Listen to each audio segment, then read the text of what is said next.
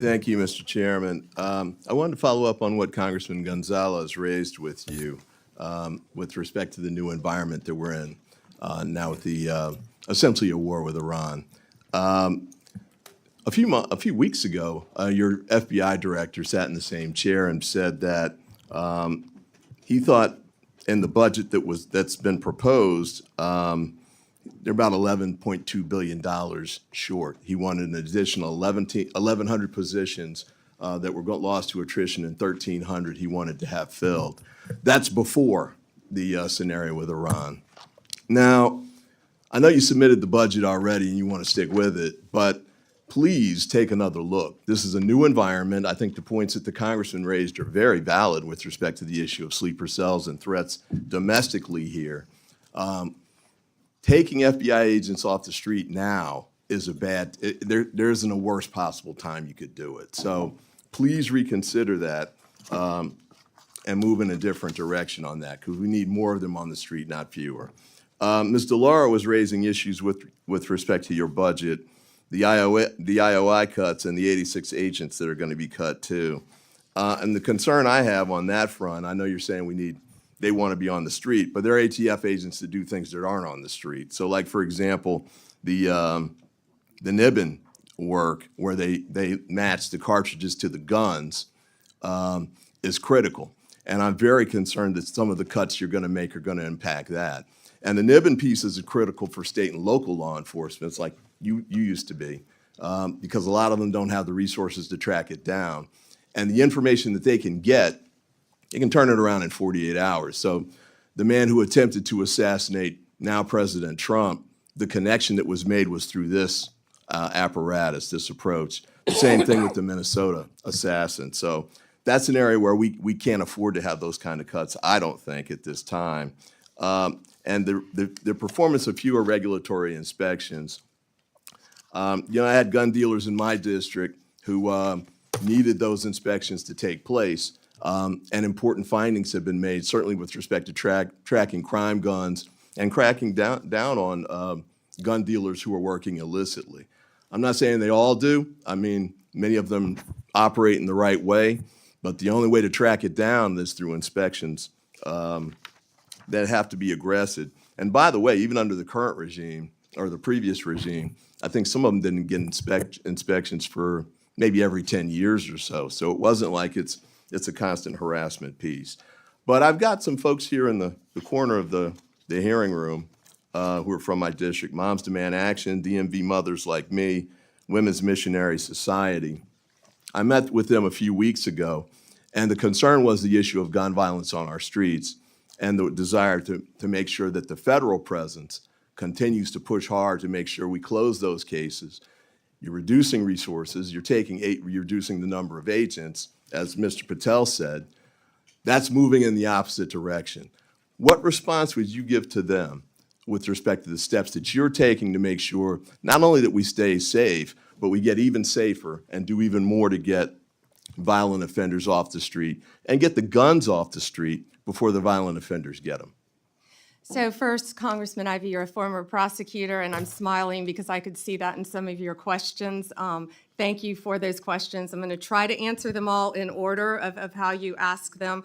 You ask about the FBI, our budget, and Director Patel clarified that in front of the Senate, I think, and our budget includes $10.1 billion, 12,926 agents for the FBI. I think clarification would be gentle. It was a complete flip-flop on what he said when he was here. So he was asked 3 times by Ms. DeLauro just to make sure that he was right about what he had said when he was testifying. They prioritized realignment of personnel to the field to carry out national security, which you just talked about, intelligence, criminal law enforcement, and criminal justice missions. Can I do this? Can I just keep? I only have 34 seconds to answer I've got and three I really quick want to questions answer. for you, and I'd love You're to get. asking 3 questions and you haven't let me answer one. I'd love to get your answers in writing. Quick questions. Nibbin.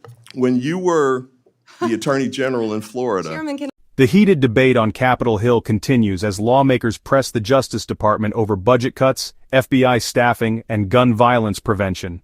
In this intense exchange, Congressman Anthony Brown Ivey raises critical concerns about national security, law enforcement resources, and community safety, especially in light of new threats from abroad and rising gun violence at home. Congressman Ivey wasted no time addressing the ongoing conflict with Iran and how it impacts domestic security. He reminded the committee that FBI Director Christopher Wray previously testified the Bureau was already short $11.2 billion, requesting over 1,100 positions lost to attrition and 1,300 new hires. Ivey argued that in today's climate, reducing FBI resources is dangerous. Taking FBI agents off the street now is the worst possible time you could do it, he stressed. His warning was clear. Sleeper cells and heightened threats demand more boots on the ground, not fewer. The congressman then shifted to the Bureau of Alcohol, Tobacco, Firearms, and Explosives. Cuts to ATF, he warned, could cripple efforts to solve gun crimes. He pointed to the National Integrated Ballistic Information Network, or NIBIN, which matches bullet casings to firearms. Ivey reminded the room that this very system helped identify suspects in assassination attempts, including one targeting former President Trump. Eliminating ATF positions could mean fewer investigations, slower case resolutions, and a rise in unsolved gun crimes across the nation.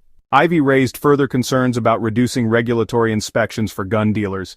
He emphasized that many in his own district rely on these federal checks to prevent illegal trafficking. Without proper oversight, crime guns could easily circulate undetected. He noted that inspections are already infrequent, sometimes only once a decade, but they are essential in identifying bad actors among otherwise law-abiding dealers. Community groups like Moms Demand Action and Mothers Like Me are pushing for stronger oversight, not weaker enforcement. As time ticked down, Ivey pressed the Attorney General directly on specific policy issues. He highlighted his bill, H.R. 2368, which would ban gun sales to individuals under 21. He also asked whether the Attorney General still... Can I answer the question? You offered after the Parkland shooting. I believe this is my time, under the rules, and I had... Stop the clock. Can we stop the clock? Stop the clock at a different. Be respectful of each other. Mr. Chairman, Until filibuster. what I just said was, if you could submit your answers in writing, that would be great. I don't think I've made any kind of statement that's been accusatory with respect to her or her professional reputation. There's been no attack on her. These were just questions that were asked. I'm seeking the answers in writing, which would be great. But I have a couple others that I'd like to ask to, and we'll do them on...